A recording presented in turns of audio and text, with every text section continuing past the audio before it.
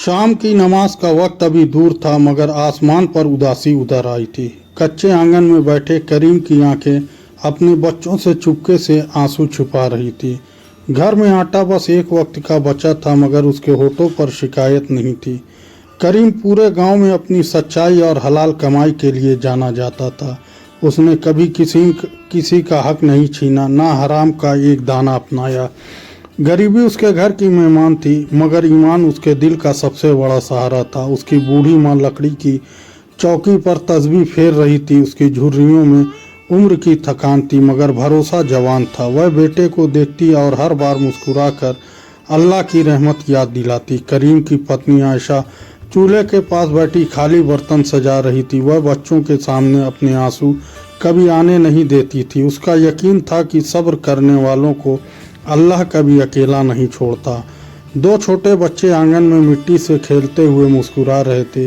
उन्हें अपने घर की तंगी का पूरा एहसास अभी नहीं था। उनकी मासूम हंसी सुनकर करीम का दिल और भी भर आता था। करीम रोज सुबह मजदूरी की तलाश में निकल जाता। कभी काम मिलता, कभी पूरा दिन खाली लौटना पड़ता, लेकिन उसने कभी किसी इंसान के सामने हाथ फैलाना पसंद नहीं किया। उस सुबह भी वह फजर की नमाज के बाद देर तक दुआ करता रहा। उसकी आवाज़ कांप रही थी मगर उम्मीद टूट नहीं रही थी। उसने सजदे में कहा, या अल्लाह, हलाल रोजी से कभी महरूम मत करना। दुआ पूरी करके उसने अपनी माँ का हाथ चूमे, फिर पत्नी और बच्चों की तरफ मुस्कुरा कर देखने की कोशिश की। दिल में दर्द था मगर चेहरे पर सब्र की रोशनी बाकी थी। गांव के बाजार में आज भी काम बहुत कम था। कई मजदूर सुबह से खड़े थे और सबकी निगाहें राह देख रही थी। सूरज सर पर चढ़ गया मगर किसी ने करीम को नहीं बुलाया। दोपहर ढलने लगी तो एक व्यापारी उसके पास आया। उसने कहा, अगर एक झूठी गवाही दे दो तो अच्छे पैसे मिल जाएंगे। बस इतना कहना होगा कि सामान पूरा पहुंचा दिया गया था। करीम का दिल एक पल को कांप उठा। घर की भूख उसकी आंखों के सामने घूमने लगी। बच्चों के चेहरे याद आते ही उसका सीना भारी हो गया। व्यापारी ने कहा, सोच लो, शाम तक तुम्हारी सारी परेशानी खत्म हो जाएगी। इतने पैसे मिलेंगे कि कई दिनों तक की चिंता दूर हो जाएगी। किसी को कुछ पता भी नहीं चलेगा। करीम ने गहरी सांस ली और आसमान की तरफ देखा। उसे अपनी माँ की बातें याद आने लगी। उन्होंने हमेशा कहा था, हराम पेट भर सकता है, दिल कभी नहीं भरता। करीम ने धीरे से जवाब दिया, भाई, भूखा रह लूँगा मगर झूठ नहीं बोलूँगा। मेरे बच्चों का जिस्म हलाल से पलना चाहिए। हराम की कमाई मेरे घर की बरकत छीन लेगी। व्यापारी ने हंसकर उसका मजाक उड़ाया। उसने कहा, ऐसे वसूल लेकर कब तक जीते रहोगे? दुनिया चालाक लोगों की है, सीधे लोगों की नहीं। करीम ने कोई जवाब नहीं दिया। उसने बस दिल ही दिल में इस्तगफार पढ़ा, फिर वहाँ से चुपचाप चल पड़ा। शाम होने लगी तो उसकी जेब पहले जैसी खाली थी। कदम भारी थे मगर ईमान हल्का नहीं हुआ था। उसे मालूम था कि अल्लाह सब कुछ देख रहा है। घर के दरवाजे पर पहुंचते ही बच्चे दौड़कर उससे लिपट गए। उन्होंने मुस्कुराकर पूछा, अब्बा, आज आप जल्दी आ गए? उनकी मासूम आवाज़ ने उसकी आंखें नम कर दी। करीम ने अपने बच्चों को सीने से लगा लिया। वह नहीं चाहता था कि उसकी मजबूरी उसके चेहरे तक पहुंचे। उसने प्यार से उनके सिर पर हाथ फेरा। आयशा ने उसकी खाली हथेली देख ली मगर उसने एक शब्द भी शिकायत का नहीं कहा। उसने सिर्फ पानी का गिलास आगे बढ़ा दिया। बूढ़ी माँ सब समझ चुकी थी। उन्होंने बेटे को अपने पास बिठाया। उनकी आंखों में ममता और यकीन दोनों साथ चमक रहे थे। उन्होंने धीमी आवाज़ में कहा, बेटा, रोज़ी देने वाला मालिक इंसान नहीं, सिर्फ अल्लाह है। आज दरवाजे बंद दिख रहे हैं तो घबराना मत। जब उसका हुक्म होगा वही दरवाजे रहमत बन जाएंगे। करीम की आंखों से आंसू बह निकले। उसने माँ के हाथ पकड़ लिए। दिल का बोझ आंसुओं के साथ हल्का होने लगा। रात के खाने में बस थोड़ी सी रोटी और नमक था। सबने मिलकर शुक्र के साथ खाना खाया। किसी ने कमी का जिक्र तक नहीं किया। खाना खत्म होने के बाद करीम अकेला आंगन में बैठ गया। आसमान पर अनगिनत तारे चमक रहे थे। उसे लगा जैसे हर तारा उम्मीद की एक नई किरण हो। उसने दोनों हाथ उठाए और देर तक दुआ करता रहा, या अल्लाह, अगर मुझसे कोई गलती हुई हो तो मुझे माफ़ कर दे। मेरी तौबा कबूल कर और मेरे बच्चों को हलाल रोज़ी अता फरमा। दुआ के बाद उसके दिल में अजीब सी राहत उतर आई। मुश्किलें अभी भी सामने थी मगर बेचैनी कम हो गई। उसे महसूस हुआ कि सब्र कभी खाली नहीं लौटता। उसी रात गांव का एक बुजुर्ग अपने घर में बैठा सोच रहा था। उसे अगले दिन एक जिम्मेदार और भरोसेमंद आदमी की तलाश करनी थी। उसके दिल में अचानक करीम का नाम बार बार आने लगा। उधर करीम इन सब से बिल्कुल बेखबर था। वह अपनी माँ के पैरों के पास बैठा उनकी बातें सुन रहा था। उसे अंदाज़ा भी नहीं था कि सुबह उसके सब्र की नई परीक्षा शुरू होने वाली है। सुबह की ठंडी हवा पूरे आंगन में सुकून बिखेर रही थी। फजर की नमाज के बाद करीम देर तक तस्बीह पढ़ता रहा। उसके चेहरे पर थकान थी मगर दिल में उम्मीद अब भी जिंदा थी। माँ ने उसे अपने पास बुलाया और मुस्कुरा कर देखा। उन्होंने कहा, बेटा, जो दिल अल्लाह से जुड़ जाता है उसे देर तो महसूस होती है मगर मायूसी नहीं मिलती। करीम ने झुककर माँ के हाथ चूम लिए। उसने कहा, अम्मी, दुआ कीजिए मेरा सब्र कमज़ोर ना पड़े। मैं हलाल की राह छोड़कर कभी भटकना नहीं चाहता। आयशा ने चुपचाप उसके लिए पानी भर दिया। फिर उसे मुस्कुरा कर कहा, हमारे घर की सबसे बड़ी दौलत ईमान है। रिस्क कम हो सकता है मगर भरोसा कभी कम मत होने देना। करीम घर से निकला तो रास्ते में एक पड़ोसी मिला। वह अक्सर लोगों को आसान कमाई के झांसे देता। उसने आज फिर करीम को रोक लिया। उसने कहा, शहर से कुछ सामान आया, बिना हिसाब दिखाए बेच देंगे तो अच्छा हिस्सा मिलेगा। किसी का नुकसान भी नहीं होगा, बस कागज़ बदलने पड़ेंगे। करीम ने उसकी बात ध्यान से सुनी, फिर बहुत नरमी से मुस्कुरा दिया। उसकी आंखों में मजबूत यकीन साफ दिखाई दे रहा था। उसने कहा, भाई, गलत काम छोटा हो या बड़ा, वह दिल की बरकत छीन लेता है। मैं अपने बच्चों के मुंह में हराम का निवाला नहीं रख सकता। पड़ोसी ने सर हिलाया और आगे बढ़ गया। उसे लगा करीम अपनी ज़िंदगी खुद मुश्किल बना रहा है, लेकिन करीम के दिल में अजीब सा सुकून उतर आया। बाजार पहुंचते ही उसने देखा कि वही बुजुर्ग उसे ढूंढ रहे थे।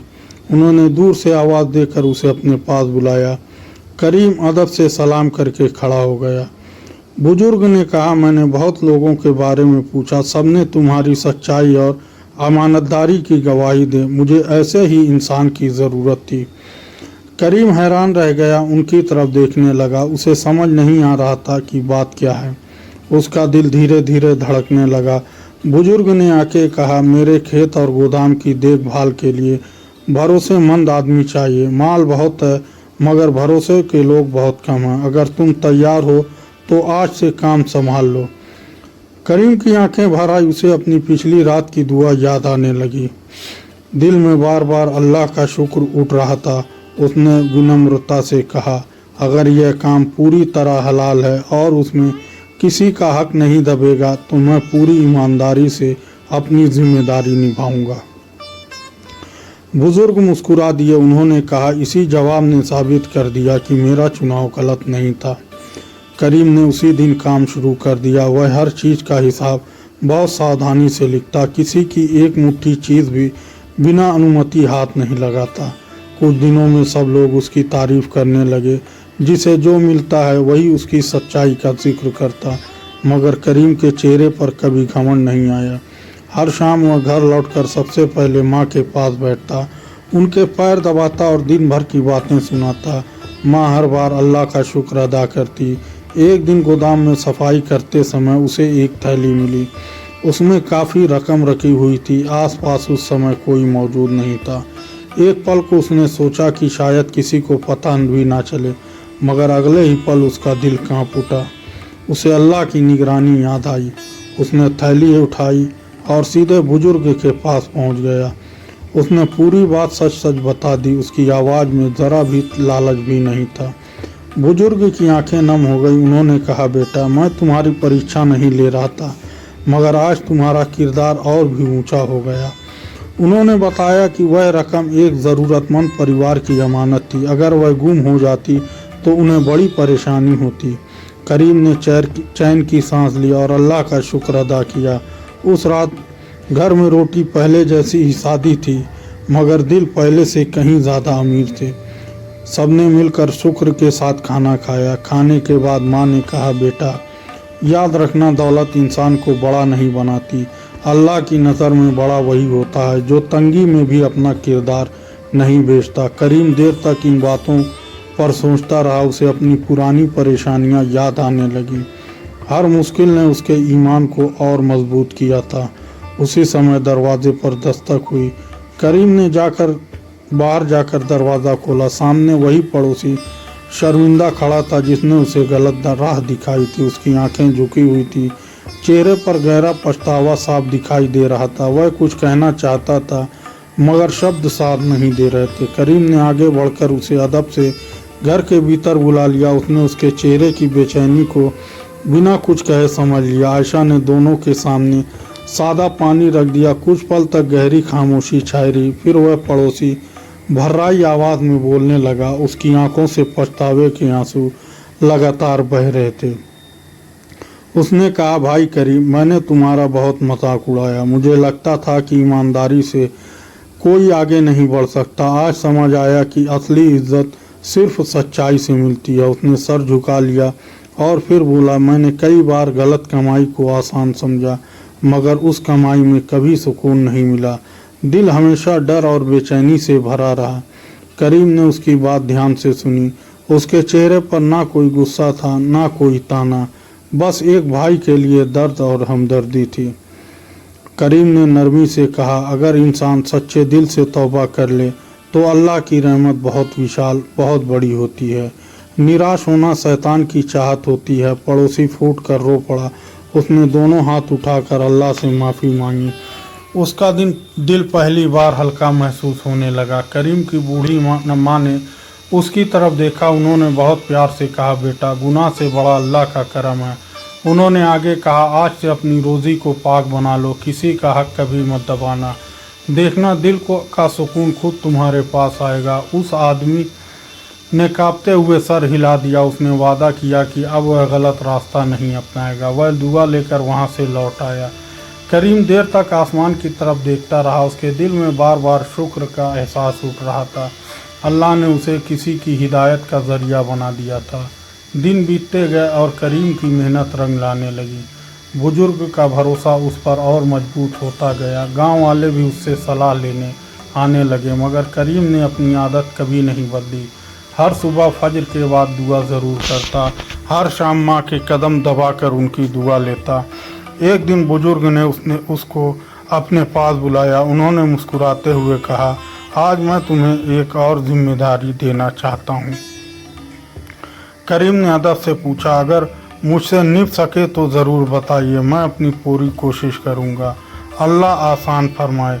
बुजुर्ग ने कहा, गांव के कुछ गरीब परिवार काम की तलाश में हैं। तुम उनके लिए काम बांटो और पूरा इंसाफ करना।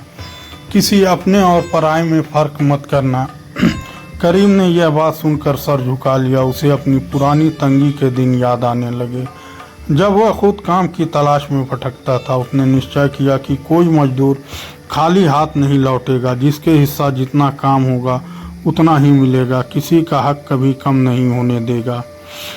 धीरे धीरे गांव का माहौल बदलने लगा। लोग एक दूसरे की मदद करने लगे। ज़रूरतमंदों का सम्मान पहले से बढ़ गया।